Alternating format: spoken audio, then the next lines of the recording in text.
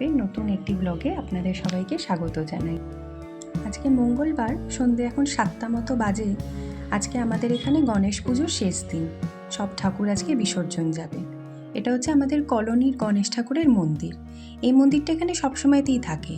এই গণেশ ঠাকুরটাও আছে এখানে। এই গণেশ ঠাকুরটার বিসর্জন হয় না। এই গণেশ ঠাকুরটা এখানেই থাকে, এখানেই এই ঠাকুরটার পুজো হয়। মন্দিরটা সারা বছরই খুব সুন্দর পরিষ্কার করে রাখা হয়, আর এই কটা দিনের জন্য যা সুন্দর করে সাজানো হয় মন্দিরটাকে দেখবার মতো। দেখছেন গণেশ ঠাকুরের মূর্তিটা কি সুন্দর। এখানে ওনার দুটো চরণ করা আছে, একটু আশীর্বাদ নিয়ে নেওয়া।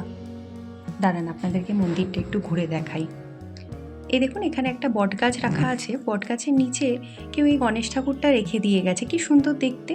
আর এই বটগাছের নিচে একটু শিব ঠাকুর, তার ত্রিশূল, একটু মা দুর্গারও একটা ছোট্ট মূর্তি আছে, সেটার পুজো করা হয়। আর এখানে হচ্ছে গণেশ ঠাকুরের বাহন আমাদের উন্দির মামা। দেখুন মন্দিরটাকে লাইট দিয়ে কি সুন্দর সাজিয়ে রেখেছে।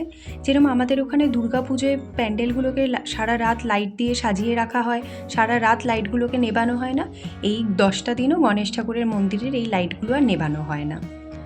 দেখুন এটি হচ্ছে মুম্বাইয়ের সবথেকে বড় গণেশ পুজো, লালবাগচা রাজা। বলে 1934 সালে নাকি এই লালবাগচার ওখানকার যে জেলেরা ছিল, মাছ ধরা যে জেলেরা, তারা নাকি ছোট্ট করে এই পুজোটাকে শুরু করেছিল।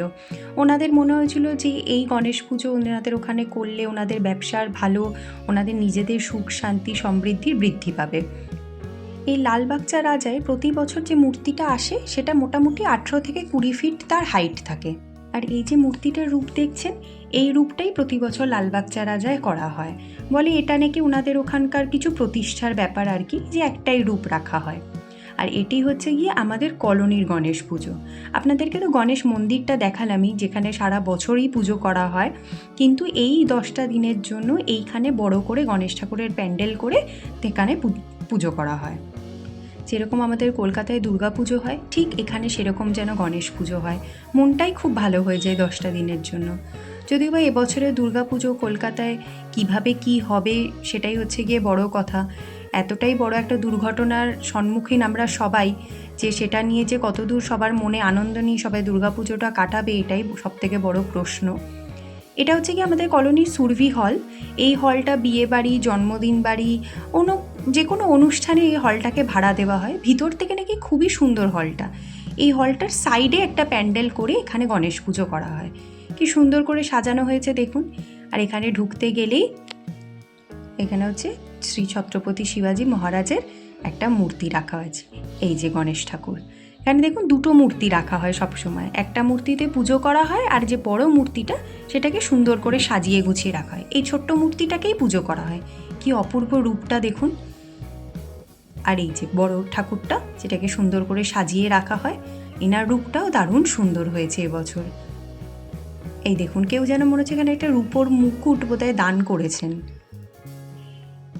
দারুণ সুন্দর করে পালন করা হয় এখানে গণেশ ঠাকুরটাকে। এখানে আমাদের কলোনিতে দুর্গা পুজোও হয়, কিন্তু সেটা এইখানে এই সুরভি হলের এখানে নয়, সেটা আবার অন্য একটা মাঠেও অনেক বড় করে দুর্গা পুজো পালন করা হয়। গত বছর আমি দুর্গা পুজোয় ছিলাম এখানে, তখন তো সবে সবে আমার ছেলেটা হয়েছিল, তাই তখন আর কলকাতা যাইনি, এখানেই ছিলাম। দেখুন চারিদিকের প্যান্ডেলটা কি সুন্দর করে সাজানো। দাঁড়ান আপনাদেরকে চারিদিকটা একটু দেখাই। সাদা আর গোলাপিতে দারুণ সুন্দর করে প্যান্ডেলটাকে সাজিয়ে রেখেছে। বাহ, উপর দিকটাও কি সুন্দর করে সাজানো। এই যে বাহ, সুন্দর লাগছে বেশ, সাদা আর গোলাপিতে, স্নিগ্ধ কিন্তু বেশ সুন্দর। এখানে সবাই একটুখানি ঢোল বাজানোর প্র্যাকটিস করছে, বিসর্জনে যাবে তো। বাহ, উপরটা দেখুন, এই পদ্মগুলো করে রেখেছে, কি অপূর্ব লাগছে দেখতে। হ্যাঁ, দারুণ, খুব সুন্দর হয়েছে প্যান্ডেলটা। এই যে দূর থেকে গণেশ ঠাকুরটা দেখা যাচ্ছে। গণেশ ঠাকুরের দর্শন করে বেরোতে না বেরোতেই দেখলাম যে এখানে খুব জোরে জোরে ব্যান্ড বাজছে। তো এগিয়ে গিয়ে যাওয়াতে দেখলাম যে আচ্ছা, এখানে কারুর ঘরেতে গণেশ পুজো হয়েছে, সে সেটার বিসর্জন দিচ্ছে। যেরকম কলকাতায় দুর্গা পুজোতে ঢাক ঢোল বাজে, সেরকমই এখানে হচ্ছে কি এই ব্যঞ্জো।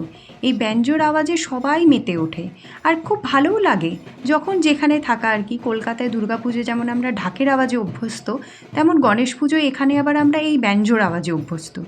দেখুন ওখানে মহিলারা কি সুন্দর নাচানাচি করছে। ঠিক যেন আমাদের দুর্গাপুজো। এখানে গণেশ পুজোটা দেখলে দুর্গাপুজোর সাথে তুলনা না করে আর পারা যায় না। বিসর্জনের দিন যেমন ঢাকের আওয়াজে সবাই আমরা একসাথে নেচে উঠি, তেমনই এখানে গণেশ পুজোতেও তাই। এই দেখুন ছোট ছোট কচিকাচারা গণেশ ঠাকুরকে নিয়ে গাড়ির পিছনে বসে রয়েছে, আর আস্তে আস্তে ওরাও বিসর্জনের দিকে এগোবে। ঠাকুরের কাছে সবার মঙ্গল কামনা করা হোক, আসছে বছর যেন আবার সবাই আনন্দ করে পুজোটা কাটাতে পারে।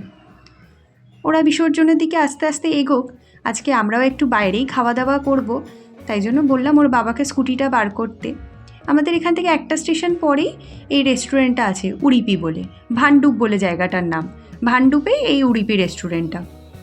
এখানে শুধু ভেজ খাবারই পাওয়া যায়, ননভেজ খাবার পাওয়া যায় না। দারুণ লাগে এখানকার ভেজ খাবারও। সবসময় যে বাইরে গেলে ননভেজ খাবো এরকম তো কোনো মানে নেই, কারণ এখানের খাবারটাই এত ভালো যে তখন আর মনে হয় না যে ননভেজ কিছু খেতে যাবো, মনে হয় ভেজটাই খাই। রেস্টুরেন্টের উপরেই উঠে এলাম আমরা, এই উপরেই বসবো একটুখানি, কারণ এখানে একটু বড় বড় সোফা আছে, বসার জায়গা আছে, তাহলে দেবাকে নিয়ে বসতেও সুবিধা হয়। দাঁড়ান একটু বসে নিয়ে আগে, তারপরে আবার কথা বলছি। দাঁড়ান আপনাদেরকে এবার রেস্টুরেন্টটা একটু ভালো করে ওদের অ্যাম্বিয়েন্সটা দেখাই। এই দেখুন জগের জলটার মধ্যে দেখছেন কিছু পুদিনা পাতা দেওয়া। এখানে আপনি যদি বলেন যে আমাদের রেগুলার জল চাই, তাহলে ওরা এই জলটাই দেয়। জলটার মধ্যে একটু পুদিনা পাতা দেওয়া থাকে, খুব সুন্দর খেতে হয় জলটা। এই রেস্টুরেন্টের অ্যাম্বিয়েন্সটাই এত ভালো লাগে। চারিদিকে লাইটগুলো দেখুন কি সুন্দর দেখতে লাইটগুলো। এই যে আমাদের মেনু কার্ড দিয়ে গেছে, এবার দাঁড়ান দেখি কি খাওয়া যাক। আমি তো শিওর যে ওর বাবা আবারও বলবে আমি ফ্রাইড রাইস আর মাঞ্চুরিয়ানই খাবো, কারণ আমি গত ভিডিওতেও বলেছিলাম ওর বাবার এটাই হচ্ছে সবথেকে পছন্দের খাবার। এবার দেখবেন ঠিক ফ্রাইড রাইস আর মাঞ্চুরিয়ানই খেতে চাইবে। আর এই যে ছোট্ট মানুষ যিনি খুব ব্যস্ত, এখন এখানকার চামচ টানতে হবে, টিস্যু পেপার টানতে হবে, সব কিছু টানার জন্য উনি ব্যস্ত। এতই টানাটানি করতে শুরু করেছে যে আমি এবার ওকে ধরে, এখানে একটা জানলা ছিল ওখানে ওকে উঠিয়ে বসিয়ে দিয়েছি, যাতে ওখান থেকে ও রাস্তাঘাটগুলো দেখতে পায়। হাতে একটা চামচ নিয়ে ওখান থেকে ও রাস্তাঘাটের লোকজনকে ডাকবে না খাবার দিলেও খাবে, ও সেটাই বুঝতে পারছেন না। দেখেছেন, বলেছিলাম না ওর বাবা আসলে পরেই ফ্রাইড রাইস আর মাঞ্চুরিয়ানই চাইবে। ফ্রাইড রাইস এসে গেছে, এরপরে যাই হোক মাঞ্চুরিয়ানটা এবার আর বলেনি, কিন্তু তার জায়গায় বলেছিল চিলি পানির, তাই এবার চিলি পানিরও এসে গেছে। আর আমার খুব পছন্দের নুডলস বলে পরে একটু নুডলসও বলেছিলাম। ওনারাই সার্ভ করে দেন আমাদেরকে, যেখানে আর নিজেদেরকে সার্ভ করার দরকার পড়ে না। ওনারাই এসে যদি বলেন যে আমরা নিজেরাই সার্ভ করে নেব, তাহলে ওনারা আর করবেন না, তো না হলে ওনারাই সার্ভ করে দেন। এই দেখুন পাকা বুড়োটা, উনি সব খাবেন, ফ্রাইড রাইস খাবেন, পনির খাবেন, আবার কোলে উঠে আসবে খাবার জন্য। যদি বাই চান্স মা না দিয়ে যদি সবটা খেয়ে নেয়, ওকে কাঁটা চামচে করে দিলেও বেশি খুশি হয়, হাতে করে দিলে খুব একটা মুখে নিতে চায় না যে ও খাবে, কিন্তু পারে বলুন, সব মুখ থেকে পড়ে যাবে তাও ওর খাওয়া চাই। ও পুরোদমে আমাদের সাথে চিলি পনিরও খাবে, ওর এতটুকুও মনে হয় না যে ওর ঝাল লাগবে। এই যে নুডলস এসে গেছে, দেবা খুব মন দিয়ে দেখছে যে জাকের পরে আবার নুডলসটাও পাবো খেতে।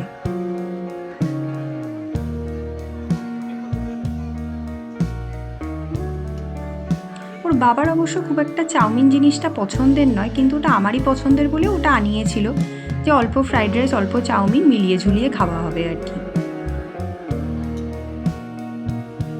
ওই দেখুন আবার পাকা বুড়ো চলে এসছে, এবার ওকে চাউমিনও খেতে হবে। দেখুন চামচটাকে কিরকম মুখ দিয়ে আটকে নিয়েছে, আবার নিজেই ঠেলে ঢোকাবে, সব পারে।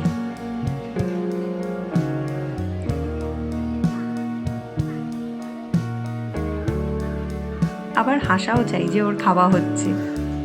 একটু ফিঙ্গার বোল দিয়ে গেছিলো।